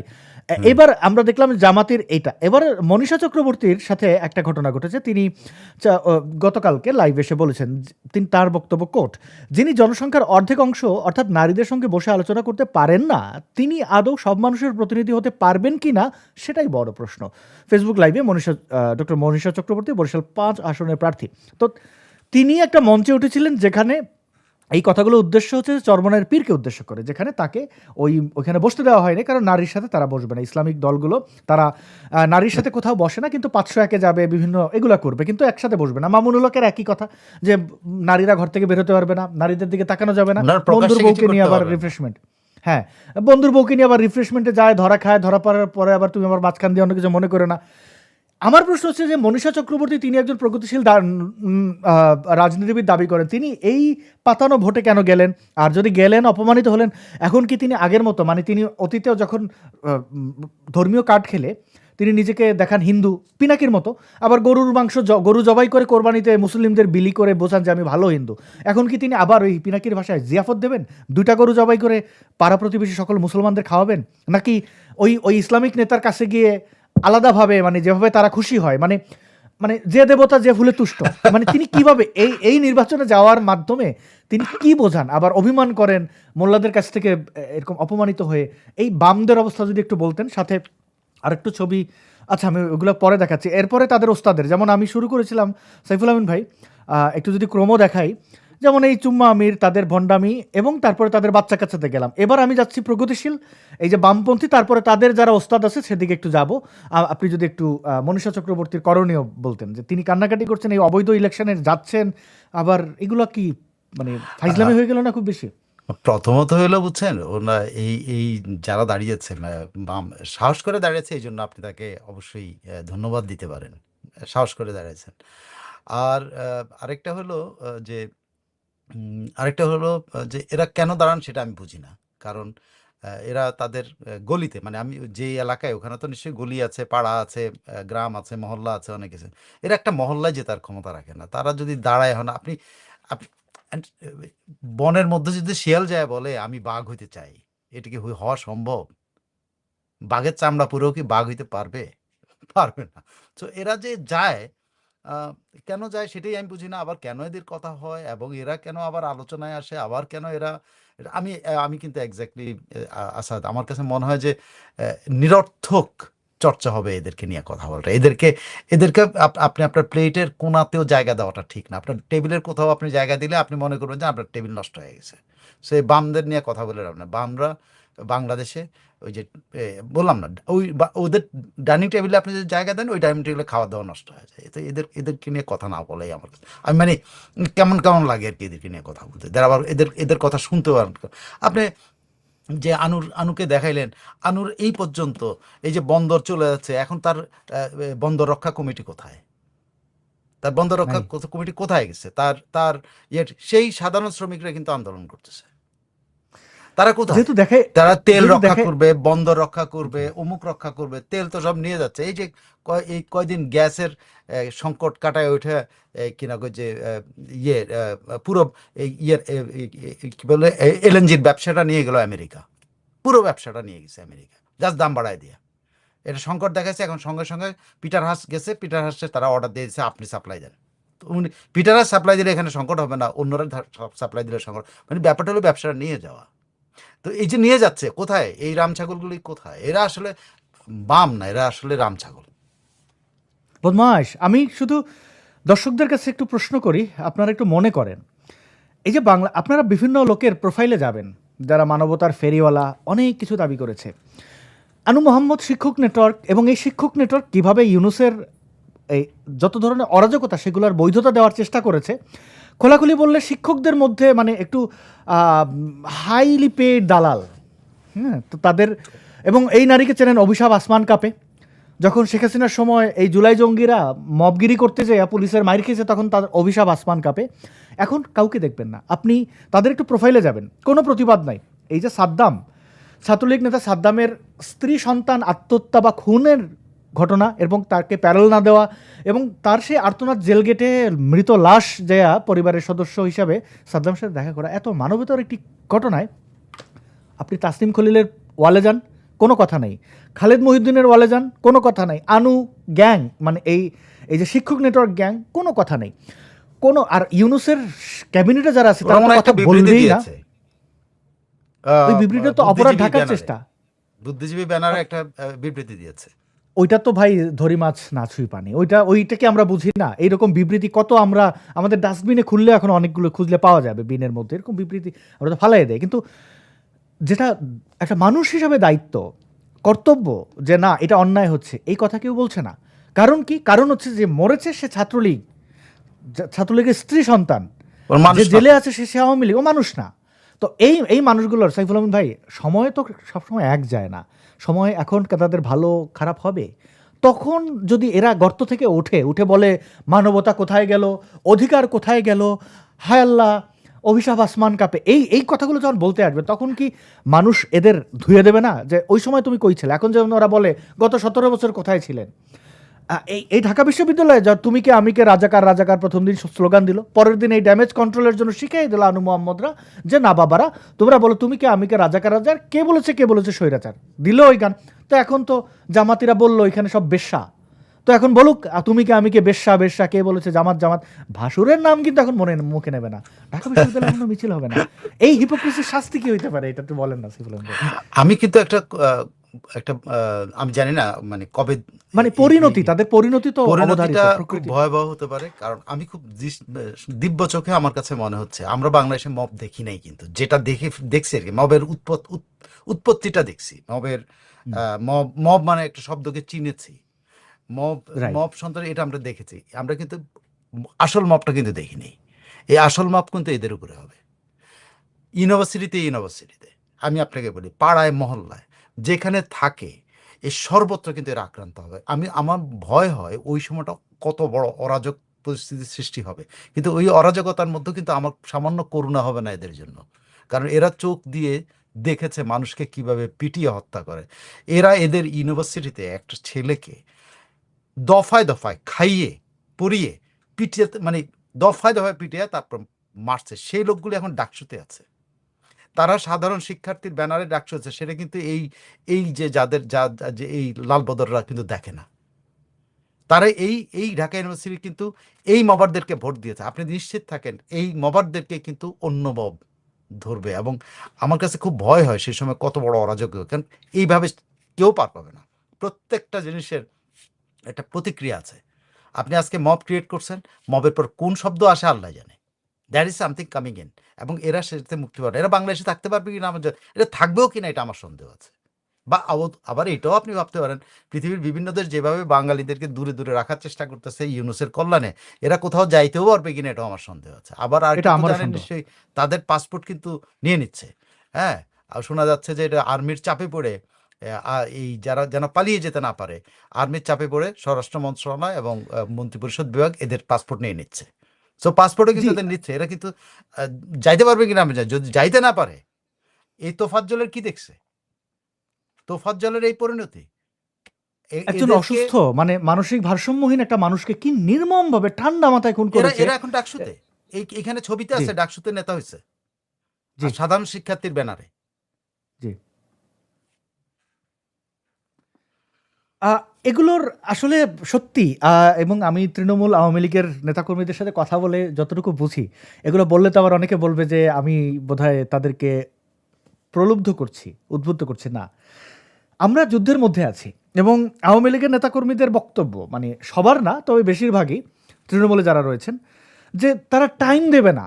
মানে নেত্রী এসে মানা করবে, মানা করার সময়টা দেবে না। এর আগে সব ঘটনা না ঘটে না, যাবে। মানা আর করার এত তো ঘটনা সুযোগ ঘটবে। শেখ হাসিনা মানা করতে পারবে না। শেখ হাসিনা তাদেরকে রক্ষা করতে পারবে না। তাদের তো শেখ বক্তব্য হাসিনা যে নেত্রী তাদের প্রতিশোধ নেওয়া থেকে শেখ হাসিনা ঠেকায় রাখতে পারবেন না যে তো, আমরা কারণ শুধু শেখ হাসিনা তাদের বসে রক্ষা আছি, করতে পারে নাই। জি ওইটাই বলছে যে আমরা হাটে মাঠে ঘাটে যেখানে যে অবস্থায় আছি, কেউ কেউ রিক্সা চালাচ্ছে, বলছে রিক্সা চালাচ্ছি কিন্তু আমি অলওয়েজ অ্যালার্ট, যেদিন আমার সুযোগ আসবে ১ ঘন্টা সময় দেবো না। মানে ওই যে নেত্রী এসে মানা করবে থামো, হ্যাঁ এই দেশ ইনভলভ হবে, ওই দেশ ওই বুদ্ধিজীবী বদমাশ যেগুলো এখন বসে আছে তারা নামবে, ওই সময়ই দেবে না। মানে এখন এখন দেখেন আচ্ছা এটা কি তবে আইন দেশটা হাতে ক্লিন তুলে হওয়া নেওয়া, উচিত। যে এটা আইন হাতে নেওয়া কিনা? আপনি একজন সাংবাদিক, প্রবীণ সাংবাদিক হিসেবে আপনি আমাদেরকে বলেন তো, আপনি তাদের বিরুদ্ধে আদালতে যেতে পারবেন না, ইনডেমনিটি দেওয়া হয়ে গেছে, মানে জুলাই জঙ্গিদের সকল অপরাধ মাপ। এখন যে সাদ্দাম তার স্ত্রী সন্তান হারিয়েছে, কোনোদিন সন্তানকে কোলে নিতে পারে নাই, এতগুলো মাস জেল খাটলো, তারে আপনি কোন আদালতে বিচার করবেন? আর সে আইন হাতে তুলে নিলে আপনি কিভাবে বলবেন অপরাধ? এ তো গণ আদালত হবে দেশে, তাই না? মানে যেহেতু আদালতে তাদের বিচার হবে না, আপনি আইন করে নিষিদ্ধ করেছেন, তো মানুষ যাবে কোথায়? মানুষ আইন হাতে তুলে নেবে, সে এটাই স্বাভাবিক। মানুষ কি আপনার একটা কথা আছে বুঝছেন, আপনি দেয়ালে পিঠ থেকে গেলে আপনি কি করেন? আপনি সর্বাত্মক চেষ্টা করবেন বাঁচার জন্য, এবং বাঁচার জন্য তখন আপনি খুনও করবেন। তো হুম, মানুষ যে পরিমাণ মানে আপনি আপনি জাস্ট আপনি ভাবেন, আপনি তো ভাবতেছেন এই একটা দুইটা মানে বড় বড় লাল বদরের কথা বলছেন। আপনি একটা হুম। জিনিস ভাবেন, যেই সব স্কুলে ছেলে মেয়েগুলি মব করে টিচারকে পিটিয়েছে, আপনি মনে করেন না সেখানে প্রতিশোধ হবে? এবং সেটা কত বিধ্বংসী প্রতিশোধ হবে? হুম। যে টিচাররা এটাতে মদত দিয়েছে সেই টিচারটা এটা থেকে পার পাবে? পার পাবে না। বাংলাদেশে একটা বড় ধরনের বিপর্যয় আসতেছে আসাদ। বিপর্যয় বিপর্যয় নিশ্চিত। মানে কি? হ্যাঁ, তবে ওই বিপর্যয়ের দরকার আছে। বাংলাদেশে একটা ম্যাসিভ বিপর্যয়ের দরকার হয়ে পড়ছে ক্লিন হওয়ার জন্য। আমাদের ক্লিন হওয়া দরকার আছে। আমাদের শরীরের মধ্যে অনেক উকুন আমাদের শরীরে এই জমা হয়ে গেছে। এই উকুনগুলি পরিষ্কার করতে হবে। হুম। আপনি রাজাকার, আলবদর, আল শামস এইসবের কথাবার্তা, আমি ৫৪ বছর পরে এই কথাবার্তার কোনো ব্যাপার নেই। ব্যাপার আছে একটাই। পাকিমনা এবং এবং যারা বাংলাদেশে মুক্তিযুদ্ধের পক্ষের শক্তিকে এলিমিনেট করতে চায়, তাদের এলিমিনেশন জরুরি। আপনি এটা নিশ্চিত করে তাদের এলিমিনেট না করা পর্যন্ত সেটা যে কারো আপনি অন্যান্য পন্থা এলিমিনেট বলতে আমি মানুষ মেরে ফেলার কথা বলি না। বিভিন্ন পন্থা অবলম্বন করা যেতে পারে। আমি হুম। মনে করি এই লালবদর যতগুলি আছে, প্রথম হলো একটা সামাজিক মানে কি বলে এটাকে চার্টার তৈরি করা, সোশ্যাল চার্টার, যে আমরা এর সাথে মিশবো না। আমরা মনে করি ওই সামাজিক চার্টার অনুযায়ী আমরা অঙ্গীকার করবো আমরা এদের সাথে আমাদের আত্মীয়তা করব না, আমরা এদেরকে বিচ্ছিন্ন করব। এটা একটা সামাজিক চার্টার হতে পারে। আরেকটা হতে পারে রাষ্ট্রীয়ভাবে এদেরকে, যে এখন আপনি হয়তো সবারই তালিকা করতে পারবেন না, কিন্তু কিছু তালিকা তো আপনি পেয়ে যাবেন। এই জুলাই এই যেটাতে দায়মুক্তি, সেই দায়মুক্তি থেকে কিন্তু আপনি তালিকা পাওয়া যাবেন। তালিকা পাওয়া যাবে। আরো মজার বিষয় হচ্ছে যে আরো ভাই আছে। এদের সবার চেহারা তো ফেসবুক, ইউটিউবে সব জায়গায় আছে। না, যাই হোক, কিন্তু এমনি তালিকা ওরাই তালিকা দিয়ে রাখছে। আরো ধরেন, প্রত্যেকটা ফ্লাইট পাকিস্তানে যাচ্ছে না, একটা তো গেছে, হুম। এটা তো ধরেন আগামী চলতে থাকবে। এই প্রত্যেকটা ফ্লাইটের ম্যানিফেস্ট দেখেই তো আপনি পাওয়া যাবেন যে কারা এরা। পাওয়া যাবে না তা না। সো এদেরকে একেবারে straight forward second class third class নাগরিক করে দেয়। এরা কোনো রাষ্ট্রীয় কোনো সরকারি চাকরি পাবে না, কইরা খাও। তুমি যদি কইরে করে খাওয়ার মতো না অবস্থা করে আওয়ামী লীগ তাদেরকে জীব তো রাখবে বলে মনে হয় না। মানুষ তো জীব, একটা জীবন, জীবন তো আপনি মেরে ফেলতে পারবেন না তাকে। কিন্তু আমার কথা হলো স্ট্রে ডগের মতো রাখতে হবে তাকে, রাস্তার ওই যে ছালনাওয়ালা কুত্তার মতো রাখতে হবে তাকে। যখন আপনি এদেরকে ছালনাওয়ালা কুত্তার মতো রাখতে হবে তখন সে সবসময় লেজ গুটায় দৌড়াবে, আর কোনো সুযোগ নাই তার, কোনো সুযোগ দেওয়া নেই। এই কোনো সুযোগ সামাজিকভাবে প্রত্যেকটা মানুষের, বাংলাদেশের প্রত্যেকটা মানুষের এখন উচিত সামাজিকভাবে এদেরকে চিহ্নিত করা এবং এদেরকে স্ট্রে ডগের মতো করে রাস্তায় রাখা। করছে কোনো সুযোগ তৃণমূল না দেয়, সরকারি তৃণমূলের চাকরি দেওয়া না যারা দেওয়া, প্রাইভেট নির্যাতিত, চাকরি না দেওয়া। যে যারা নির্যাতিত তারা কি করছে, কয়েকটা কথা বলে। যেমন এই জিনিসগুলো জানলেও কোনো অসুবিধা নাই, এটা কেউ কিছু করতে পারবে না। দেখা গেল যে তার এলাকার কে কে লালবদর, কে কে অরাজকতা করেছে, চাঁদাবাজি করেছে, মানুষের ক্ষতি করেছে, আওয়ামী লীগের নেতাকর্মীদের উপরে নির্যাতন নিপীড়ন চালিয়েছে। এই যে ধরেন সাদ্দামের ঘটনাটা বা এই তোফাজ্জলের ঘটনাটা দু একটা আমাদের সামনে আসে, অনেক জিনিস তো নিবৃতে নীরবে আপনার ইয়ের কথা মনে নাই? শামীমের কথা মনে হয়? শামীমের কথা শামীম মনে তার আছে, বাচ্চার হ্যাঁ জন্য দুধ কিনতে গিয়ে শামীমকে পিটিয়ে মারা হয়েছে, শামীম, হ্যাঁ সে পঙ্গু শামীমকে, মনে আছে? হ্যাঁ খুব ভালো করে মনে আছে, যার আগে রকেটে দিয়েছিল, হ্যাঁ হ্যাঁ, এবং ওরা হয়েছে এখন GS বাচ্চার তো 10 দিন না 15 দিন বয়সী বাচ্চার জন্য ঔষধ বা দুধ বাচ্চার, কিনতে গেছে সে বাইরেছে, জি তাকে পিটিয়ে এগুলো তো মারা হয়েছে। আমরা এই ঘটনাগুলোর পুরো বাংলাদেশে আমরা জানি যে কারা কারা এটা ঘটিয়েছে, কিন্তু যারা পাড়া মহল্লার লোকজন যেটা করছে, ওরা গুগল ড্রাইভে পাসওয়ার্ড দিয়ে এই ছবিগুলো রেখে দিচ্ছে যে মামা তুমি এই করছো, মানে লিস্টটা দেখেন। এবং এটা তো বাস্তবতা, আমাদের ভৌগোলিক কারণে যখন বাংলাদেশে এরকম পরিস্থিতি তৈরি হবে তখন এরা ভারত একদম পুরো বর্ডার সিল করে দেবে। বর্ডারে একটা অসুবিধা হয় যে বর্ডার পুরো সিল করলেও লোকাল যে দালাল আছে এরা কোনো না কোনো পদ্ধতিতে পারাপার করে। এখন ইন্ডিয়ানদের উপরে যে পরিমাণে এরা বিদ্বেষ ছড়াইছে দেখেন, সব জায়গা নষ্ট এরা নিজেরা করে রাখছে, নিজেদের কবর সুন্দর করে তৈরি করেছে, তারপরে সেটাকে পাকা করেছে, হ্যাঁ তারপরে ওই কবরে ঢুকে মানে জ্যান্ত ঢুকে তালা মারলে যেন বের হইতে না পারে ওই ব্যবস্থা তারা করেছে। ওই ইন্ডিয়ান দালালরা কিন্তু এই পরিস্থিতিতে এই এনসিপিদের জায়গা দেবেন, আর দিলেও ধৈরা মানে ওরা নিলেও পার করলেও দেখা গেলো ধরবে যে আচ্ছা এই তো। দেখা গেলো সার্জিস ওই জঙ্গলের মধ্যে বিচারপতি মানিকের সাথে যে কাজটা করেছে, যদি বিচারপতি মানিকের সাথে একটা ডিজিএফআই জড়িত ছিল, তো এগুলো কি উদাহরণ না? সাইফুল ভাই এই বর্ডারে এরকম করবে বলে তৃণমূল আমাকে জানিয়েছে। এবং আর যাবে কোথায়? পাকিস্তানের ফ্লাইট তো বন্ধ থাকবে। একজনের কিন্তু গলিত লাশ পাওয়া গেছিল, কি যেন বড় নাম, জি জি সিলেটে, জি জি জি ইসাক বোধহয় নাকি, জি পাহাড়ে গলিত লাশ দেখিয়েছে, ওরা হত্যা করে ওই পাহাড়ে ফেলে তারপর ওই নাটকটা করেছে। তো সাইফুল ভাই ওরা যে দৃষ্টান্ত তৈরি করেছে, এবং তৃণমূল আমি ভেবেছিলাম বোধহয় আওয়ামী লীগ নেতৃত্ব শূন্য, এরা বোধহয় শুধু মাইরেই খাবে, কিন্তু না, এরা সবার আমলনামা লিখতেছে, নিপুণভাবে লিখতেছে, এবং যে লেখে সে কিন্তু সময়ের জন্য অপেক্ষাও করে। সে লিখতেছে কেন? কারণ সে সময়ের জন্য অপেক্ষা করছে। সে নির্দেশ দিয়েছে, ওই কালকের অডিওতে এটা আছে, নির্দেশ দিয়েছে প্রত্যেকটাকে চিহ্নিত করে রাখো, প্রত্যেকটার সম্পর্কে তথ্য নিয়ে রাখো, সময় অনুযায়ী বিচার হবে। কিন্তু আমার ধারণা এই বিচার পর্যন্ত শেখ হাসিনার সময় পাবে না, কর্মীরাই বিচার করে ফেলবে। হ্যাঁ এটা আমি এটা নিয়েও একটু চিন্তিত যে কোনো হত্যা বিচার পক্ষে না, বিপর্যয়কর বাংলাদেশ সামনে দেখা যাচ্ছে আর কি। জি সাইফুল ভাই, এবং সর্বশেষ জিজ্ঞাসা, নাম মাসুদ, শামীম না মাসুদ, মাসুদ, হ্যাঁ জি নামে আমি নাম ভুলে যাই সময়, আমি তো এই জন্য বিখ্যাত। তোফাজ্জল ভাইয়ের কথা মনে পড়ছিল না, হারে তোফাজ্জল ভাই একজন মানসিক প্রতিবন্ধী, মানে এরা মানে মানসিক ভাবে বাবা মা হারিয়ে সবকিছু হারাই, কিন্তু সে এরকম হয়েছে, কিন্তু সে এরা একটা নেশা করে, মানে এতটা নিষ্ঠুর তো হতে পারে না, আমি জানি না, মানে আমি ওই জিনিস কল্পনা করতে চাই না। সাইফুল ভাই সর্বশেষ জিজ্ঞাসা, ইসাক আলী খান পান্না, এই যে আপনার একজন লিখেছেন, আচ্ছা হ্যাঁ আমাদের দর্শকরা অনেক স্মার্ট, জি অনেক স্মার্ট, এবং তারা এই যে ধরেন ডিটেলে আমাদের অনেক হেল্প করেন। সাইফুল ভাই আপনি যদি শেষ একটা বিষয়ে যদি আমাদেরকে আরেকটু আলোকিত করতেন, যে আপনি কি মনে করেন 12ই ফেব্রুয়ারি ইলেকশন হবে, এর আগে বড় ধরনের কোনো ঘটনা ইউনুস গ্যাং ঘটাবে না? কারণ তারা তো চাইছেই এটা থেকে কোনোভাবে সরে যেন ক্ষমতাটা দখল করে রাখা যায়। লোক এখানে দুটো দৃষ্টিভঙ্গি আছে। আমি যদি অ্যাজ এ পার্সন আমি আকাঙ্ক্ষা করি যে বাংলাদেশে 12 তারিখে নির্বাচনটা না হয় দরকার হলে 3 মাস পিছিয়ে দিয়ে হলেও একটা অন্তর্ভুক্তিমূলক নির্বাচন হোক, সেখানে আওয়ামী লীগ আসুক। মানে জাতিটাকে যদি আপনি এক করতে হয় কোনো না কোনোভাবে, অ্যাটলিস্ট বিএনপি আওয়ামী লীগ যদি এক না হইতে পারে, বাংলাদেশ কিন্তু শান্তিতে থাকবে না। জামাতের সাথে কারো মিলবে না। বিএনপি ইদানিং দেখতে পাচ্ছে যে জামাতের সাথেও তারা একদিন পর্যন্ত যতই খাইয়ে দিয়ে তাদেরকে তাজা করছে, এখন তাদেরকে ছোবল মারার জন্য রেডি হয়ে আছে, তারা প্ল্যান করছে। এখন সারা বাংলাদেশের মধ্যে একটা প্রচার যে বোধহয় নির্বাচন হবে না, এটা কেন বলেন তো? একটা কারণটা হলো নির্বাচনের পরিবেশ নাই। সো নির্বাচনের যেহেতু পরিবেশ নাই, তাই নির্বাচন হবে না, এই যুক্তিটাই তো দাঁড়া করা যায়। কিন্তু তারপরেও একটা একটা চক্রান্ত আছে, সেটা হলো যেকোনোভাবে হোক গণভোটটাকে ইয়ে করা।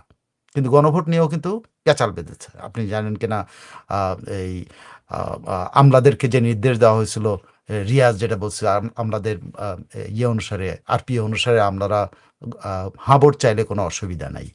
তো সেখানে সেটার বিরোধিতা করে ইসি কিন্তু নোটিশ জারি করেছে। সেই নোটিশের কিন্তু করে আমলারা প্রথমবার মতো প্রকাশ্যে, মন্ত্রিপরিষদ বিভাগ প্রকাশ্যে এটার পক্ষে দাঁড়িয়েছে। সো দেখা গেল যে ঘরের ভিতরেই কিন্তু বিদ্রোহ হচ্ছে, গণভোট নিয়ে কিন্তু বিদ্রোহ হয়ে গেছে। যে এখন ইউনূস যখন দেখবে যে গণভোটে আমি এখন একা, তখন সেই নির্বাচনটা চাইবে, নাও চাইতে পারে, সে একটা কেওয়াজ লাগাই দিতে পারে। বিভিন্ন ইকুয়েশন এখানে কাজ করতেছে। অনেকে বলতেছেন এটা, সে ধরেন আহ, আহ, আহ, ভারতের সাথে বিএনপির যে যোগাযোগটা আছে, সেই যোগাযোগটাও ঠিক এখন আর ওইভাবে কাজ করতেছে না। সো ভারত কি নির্বাচন চাইবে? এখন আমি বলে যে ভারতের উপর আপনি নির্ভরশীল হবেন নির্বাচন না চাওয়ার জন্য? ভারতের উপর নির্ভরশীল তো আপনি পুরোটার মধ্যে আপনি নির্ভরশীল। আপনি গালি দিতেছেন ভারতকে, কিন্তু আপনি চাল ডাল ঠাপ সবই তো ওখান থেকে ইম্পোর্ট করতেছেন। আপনি তো ওইটা বাদ নাই আপনার। সো ভারতের উপর নির্ভরশীলতা আছে। সো ভারত কি চায়? এখন পর্যন্ত ভারতের আমি এখন পর্যন্ত ওপেন কোনো স্টেটমেন্ট দেখলাম না তাদের। প্রণব ভার্মার একটা বক্তব্য ছাড়া। প্রণব ভার্মা বলছে যে যেটা বলছে, সে খুব সাহসের সাথে একটা কথা বলে ফেলছে বাংলাদেশের মাটিতে থেকে। সে বলছে যে সে কোনোভাবে আগামী নির্বাচনে জামাতের জয় দেখে না।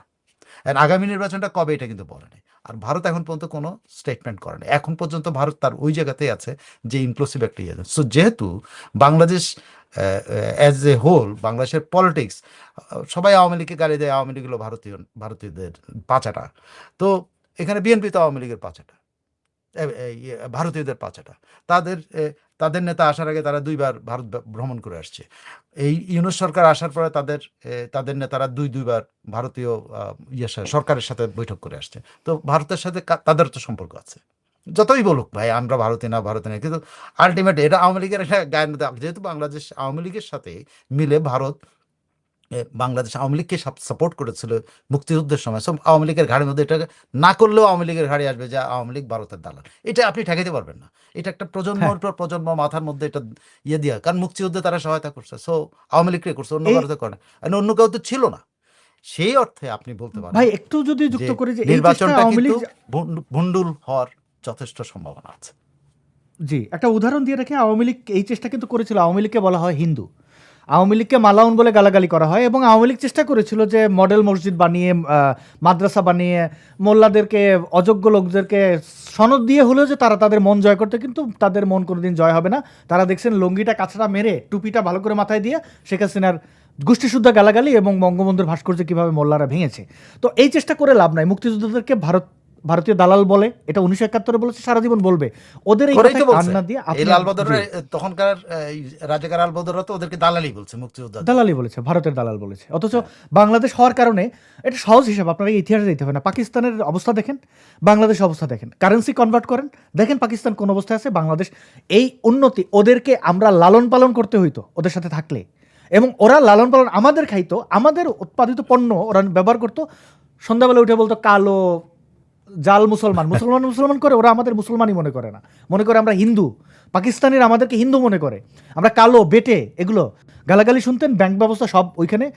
মানে কি বাচ্চা যে মহান মুক্তিযুদ্ধরা আমাদের শুধু একটা দেশই দেন নাই, একটা বড় ধরনের জালেমের কাছ থেকে আমাদের মুক্তি দিছে। পাকিস্তানিরা কি মাল সেগুলো জামাতিদের দেখলে বোঝেন না? এরা তো পাকিস্তানি দা লাইট, অরিজিনালগুলো তো ওইখানে, মানে তাদের অবস্থা। এবং দেখেন কত বড় বেইমানের বেইমান, ক্রিকেটে কি বড় নাকানি চুবানিটা দিল যে বাংলাদেশ মানে বাংলাদেশের সাথে আসি আসল সময়, মানে এরা মই তুলে নেয় গাছে তুলে। তো দুইটা কমেন্ট পড়ি। যতবারই নির্বাচন আসে হিন্দুদের উপরে হিন্দুরা বলির পাঠা হয় আর কি। এবার নির্বাচনে আমরা সনাতনীরা ভয়ে আছি, কিছু বলুন আমাদেরকে নিয়ে। এটা একটি প্রশ্ন। আপনারা ভোট দিতে যাবেন, সাইফুল আলম ভাই আগেও বলেছিলেন, এখনও বলবেন, আমি জানবো যে কীভাবে আপনি ভোট দিতে যদি যেতে বাধ্য করা হয় তাহলে ভোট দিতে যাবেন, ভোটও কাজে লাগবে না, সেটা সাইফুল আলম ভাইয়ের কাছ থেকে জানবো। শিপন কর্মকার তিনি লিখছেন যে আসাদ নূর ভাই, আমরা সনাতন ধর্মের লোক, আমরা কাকে ভোট দেবো? আচ্ছা, এই প্রশ্নটা একই রকমের প্রশ্ন। আর তৃতীয় প্রশ্ন সাইফুল আমিন ভাইয়ের কাছে প্রশ্ন, চিন্ময় প্রভু কি এই মিথ্যা মামলাতে কোনোভাবে মুক্তি পাবে না? এই প্রশ্নের উত্তরটা আমি দেই যে চিন্ময় কৃষ্ণ, সাইফুল আমিন ভাইয়ের কাছে জানবো এটা নিয়ে একটু। তো চিন্ময় কৃষ্ণ প্রভুরে সরকার অ্যারেস্ট করেছে, তারা তাকে থ্রেট মনে করেছে, তাকে ছাড়বে না। মাসুদ ভাই কেন বের হয় না? কারণ পুলিশ চেয়েছে তিনি জেলে থাকুক, মামলাটা এমনভাবেই দিয়েছে তাকে বের করা খুব কঠিন। তো চিন্ময় কৃষ্ণ প্রভুর এই সরকার যতদিন আছে ততদিন জামিন হবে বলে আমার মনে হয় না। এবার হিন্দু ধর্মাবলম্বী বা বাংলাদেশের যারা আওয়ামী লীগের নেতাকর্মী আছেন বা যারা আসলেই বিভিন্নভাবে চাপে আছেন, ভোট দিতে যেতে হবে, তারা ভোট দিতেও যাবেন, মানে সাপও মরবে লাঠিও ভাঙবেন একটা প্রবাদ আছে, এরকম কি করা যায় ভাই? আপনি যদি একটু জাস্ট ব্যালট পেপারটা নেবে, নিয়ে ভেতরে যাবে, ছিঁড়ে ফালা দিয়ে চলে আসবে, শেষ। Very simple. ওকে, দুটো সিলও মারতে পারে, দুই প্রতীকে সিল মারলে অনেক পদ্ধতি আছে। আপনি যদি দেখেন যে আপনি ছিঁড়া ফালাইলে আপনার ধরতে পারেন, তাহলে আপনি 2টা সিল মেরে দেন, হাতেও মারেন নাতেও মারেন, শেষ। বা আপনি পুরো ব্যালটটাতে ক্রস করে দেন, এটা তো কেউ দেখবে না, আপনি সেটা করে দিতে পারেন। আপনি সবকিছু, আর প্রথম হলো তো আপনি সাহস কতটুকু দেখাতে পারবেন তার উপর নির্ভর করে। এক, আচ্ছা, ওই ব্যালট সাহস থেকে কি যদি বের করা দেখানো সম্ভব? যায়, ভোটটা কে দিয়েছে? ছিঁড়ে ফেলায় দেখায় দেন, প্রতিবাদ করেন যে আমি এটা মানি না, যদি সাহস থাকে। না, সাহস যদি না থাকে, যে সাহস দেখানোর পরিবেশ না থাকে, প্লিজ ব্যালট পেপারটা নেবেন, 2টাতে ক্রস মেরা দেন, 2টাতে টিক মেরা দেন, বা পুরোটার মধ্যে ক্রস মেরা, সবার সামনে না ব্যালট পেপারটা রাখেন, কেউ তো বুঝবে না। So you can do it anyway. আচ্ছা আচ্ছা, এই ব্যালটের ইয়ে থেকে কি বের করা সম্ভব এই ভোটটা কে দিয়েছে? না, কোনোভাবে সম্ভব না। ওকে, নাইস। আর কতজনকেই বা বের করবে? এবার একটা কথা, আপনি ভোট দিয়ে যখন যাবেন, মানে ভোট বলতে যে বর্জন তো করবেনই, একটা পদ্ধতি আছে, বের করতে পারবে, কিন্তু এটা আইনি বাধা আছে। এটা মুড়ির মধ্যে আপনার যখন ইয়েটা হয়, সেখানে কিন্তু লেখা থাকে কে কার জন্য ব্যালটটা ইস্যু করা হচ্ছে, এটা থাকে। কিন্তু ওই নাম্বার মিলিয়ে, মুড়ি নাম্বার মিলিয়ে দেখার জন্য কোর্টে যেতে হবে, আদারওয়াইজ পারবে না। আদালতে বাহ। যেতে আর হবে এত যে এত আমি লাখ লাখ মানুষ, একটা ব্যালট পাইলাম, যে এই ব্যালটটা দিয়ে আমরা একটা ক্রিমিনালকে আইডেন্টিফাই করব। ঠিক আছে, একজন ক্রিমিনাল এই ক্রিমিনালি কাজ করছে, তারা আইডেন্টিফাই করে, এটার জন্য তার কোর্টে যেতে হবে। কোর্টে যায় এই ব্যালট মারার সাথে মুড়ির নাম্বার মিলায় সে জানতে পারবে, তখন আদালত জানতে পারবে যে কে এই লোকটা, তখন আদালত তাকে পারমিট করবে, তাকে কাস্টডিতে নিয়ে কথা বলার জন্য, এই বলে এটা পারবে। Otherwise no way.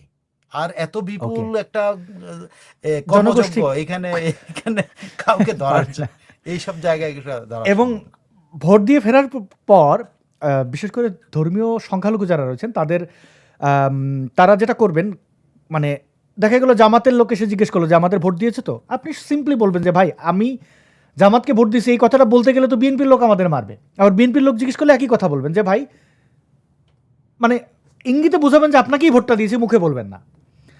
এবং বলবেন যে দেখেন আমি আপনারা যে ভোটটা দিছি এটা যদি জানাজানি হয়, আমি এটা কারোর বলতে পারবো না কারে ভোট দিছি, এটা জানাজানি হলে এটা আমার ভাই, আপনি মানে এইভাবে, মানে আপনি ভিকটিম তো ভিকটিম, এটা তো ট্রু, এটা ফুটে তুলবেন এবং সম্পর্ক ভালো রাখবেন, ভাব করবেন যে তারাই আপনি ভোটটা দিছেন, কিন্তু প্রকাশ্যে বলবেন না। কারণ আপনি যখন ভাব করবেন তারে ভোটটা দিছেন, বা আপনি যখন বলবেন বিএনপিরে যে আমি আপনারে ভোট দিছি, আবার জামাত আসলে তারে বলবেন ভোট দিছি, এই দুই দল জানবে যে আরে এ তো বেইমান, তো সবাইরে বলতেছে ভোট দিছে।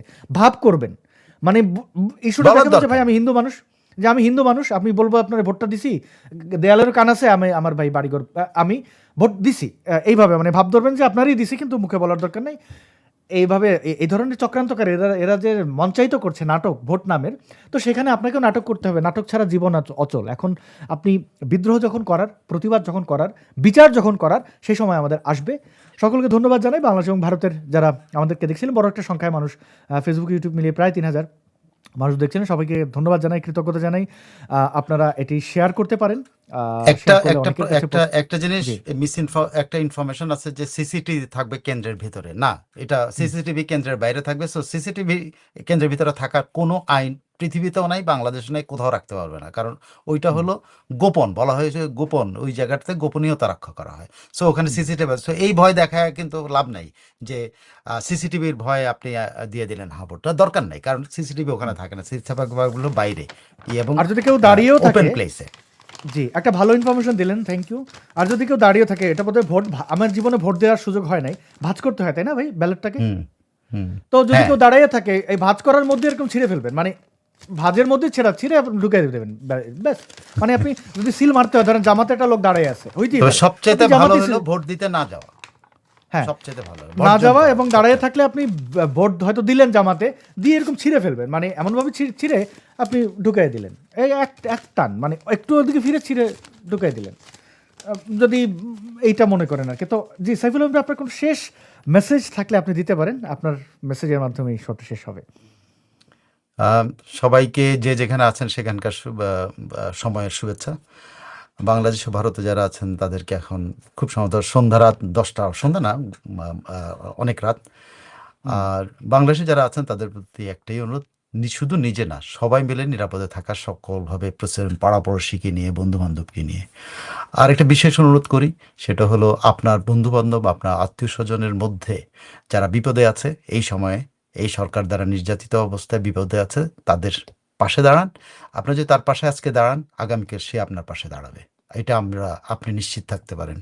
বিপদে যদি তার পাশে দাঁড়ান, সে আপনার পাশে দাঁড়াবে। 10 টাকা দিয়ে হোক, 100 টাকা দিয়ে হোক, যেমনি পারেন তাকে সহায়তা করেন, যেন সে দাঁড়াতে পারে, তার ব্যাকবোন নিয়ে দাঁড়াতে পারে এবং সময় মতো যেন সে আপনার পাশে দাঁড়ায়। আর যথারীতি একটা অনুরোধ করি, সেটা হলো ইউনূসের সকল পণ্য বয়কট করুন, যাতে ইউনূস জানতে পারে যে তাকে সব বাঙালিরা পছন্দ, তার সে যে আমাদেরকে জালিয়াত বলে, এই জালিয়াতকে বয়কট করেন প্লিজ। আই রিকোয়েস্ট, জালিয়াতের সকল পণ্য বয়কট করেন আর ভোট বর্জন করেন। অনেক ধন্যবাদ। জি প্রিয় দর্শক, আপনাদের কাছ থেকে বিদায় চাইছি এবং সর্বশেষ ওই বাংলাদেশ একটা বিষয়ে পৃথিবীর চ্যাম্পিয়ন এখন। আপনাদের সবার জানা আছে হয়তো, তবু আমি আবার বলবো, পৃথিবীর চ্যাম্পিয়ন কিসে? জালিয়াতি। সব জিনিস জাল। এক নোবেলে খাইছে মায়ানমারে, আরেক নোবেলে খাইছে ভেনিজুয়েলারে, আরেক নোবেলে খাইছে বাংলাদেশটারে, বুঝছেন? এই ভেনিজুয়েলা পাইছে একটা মাছ আদো নোবেল বিজয়ী, আর আমরা পাইছি ধরেন একটা ছোটখাটো মাছ আচ্ছ।